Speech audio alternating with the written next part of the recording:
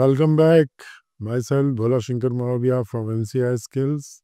आज का हमारा ये सेशन एनसीईआरटी क्लास 10 के चैप्टर 1 रियल नंबर के एक्सरसाइज 1.1 के question 4th to 7th solution पर बेस्ड है। इस वीडियो को शुरू करने से पहले प्लीज से रिक्वेस्ट कि आप हमने जो रियल नंबर्स को एक्सप्लेन करने के लिए वन शॉट वीडियो बनाया है उसको आप ज़रूर देखिए ताकि ये सारे क्वेश्चंस आपको इजीली समझ में आए। तो चलिए शुरू करते हैं क्वेश्चन नंबर 4 का solution. In question number 4 we have given HCF 306,657 is equal to 9 and we have to find out the LCM of 306,657 means हमको 306 और 657 का HCF दिया हुआ है 9 और हमें उसका LCM निकालना है। तो हमने पढ़ा है कि किसी भी दो नंबर का या किसी भी नंबर के सेट का जो LCM और HCF है उसका मल्टीप्लिकेशन उन नंबर्स के मल्टीप्लिकेशन के बराबर होता है। Means HCF of 306,657 into LCM of 306,657 जो है वो इक्वल होगा किसके 306 इंटू 657 के। तो चलिए वैल्यू पुट करते हैं। हमें HCF दिया हुआ है कितना 9, तो हमने लिख दिया 9 इंटू LCM हमको निकालना है तो हम उसको वैसा ही लिखते हैं 306,657 और 306 इंटू 657 को मल्टीप्लाई करते हैं, देखते हैं क्या आता है। 306 इंटू 657 ये हमें मिल रहा है 2,01,042।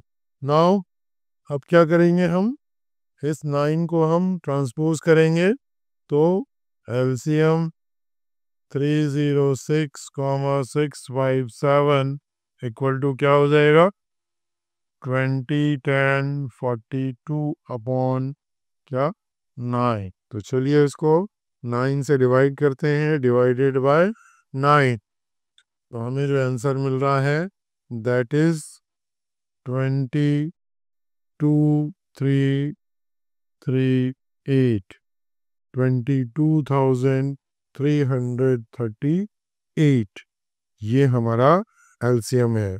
LCM ऑफ 306,657 ये आंसर है। तो इस तरीके से आप इस टाइप के क्वेश्चन को इजीली सॉल्व कर सकते हैं।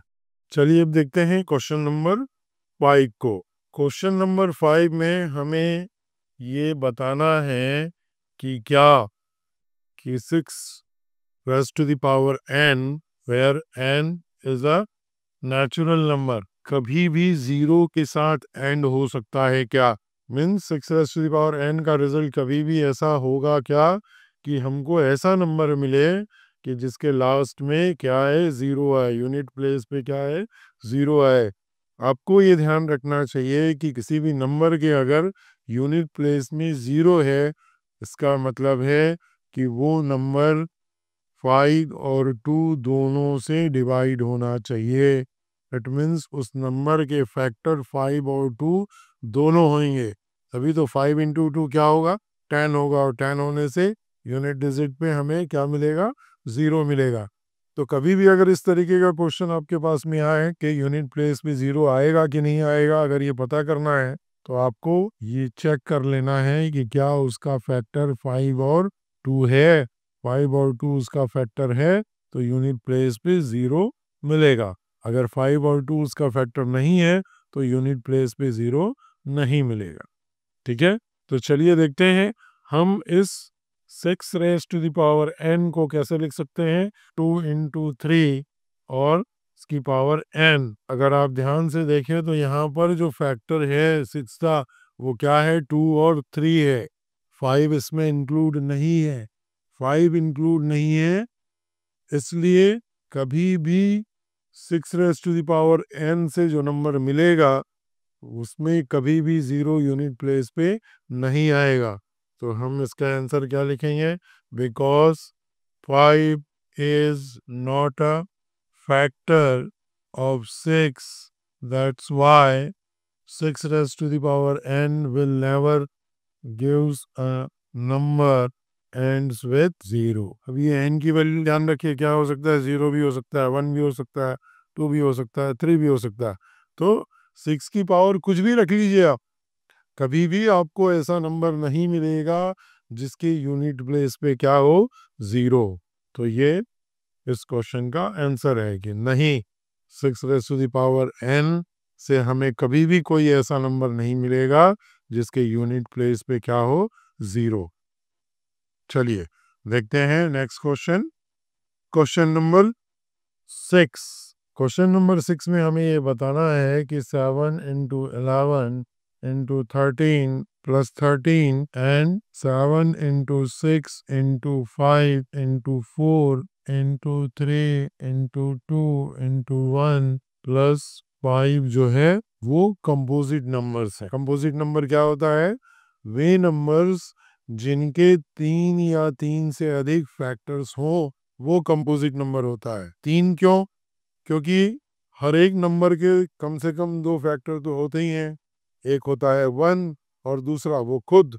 तो हर नंबर के 2 फैक्टर्स होते हैं, 1 और वो खुद, पर कंपोजिट नंबर के लिए कम से कम एक फैक्टर हमें और चाहिए होता है। चलिए पहले इन नंबर्स को हम सॉल्व करते हैं। क्या नंबर है? पहला है that is 7 into 11 into 13 plus 13। जब हम इसको मल्टीप्लाई करते हैं तो देखते हैं क्या रिजल्ट आता है। कैलकुलेटर का यूज़ करते हैं। क्या है? 7 इंटू 11 इंटू 13, ये हमें मिल रहा है क्या? 1001। इसमें हमको ऐड करना है क्या? 13 को। तो हमें जो रिजल्ट मिल रहा है दैट इज 1014। और दूसरा जो नंबर है हमारे पास में that is 7 into 6 into 5 into 4 into 3 into 2 into 1 plus 5। चलिए इसको सॉल्व करके देखते हैं। ये हमें मिल रहा है 7 into 6 into 5 into 4 into 3 into 2 into 1 is equal to, then we have to add 5। क्या आ गया हमारे पास में? 50 45। अब इनको हम फैक्टराइज करके देख लेते हैं। 10 14 को जब हम फैक्टराइज करते हैं तो ये इवन नंबर है, 2 से डिवाइड होगा, 2 5 ज़ा 10, then we have to add 0, 2 7 ज़ा 14। आगे इसको हम 3 से डिवाइड करते हैं, 3 1 ज़ा 3, बच गया क्या? 2, 3 6 ज़ा 18, फिर 2 बचा, 3 9 ज़ा 27। फिर हम इसको 13 से डिवाइड कर सकते हैं, 13 1 ज़ा 13, 13 3 ज़ा 39, अगेन 13 1 ज़ा 13।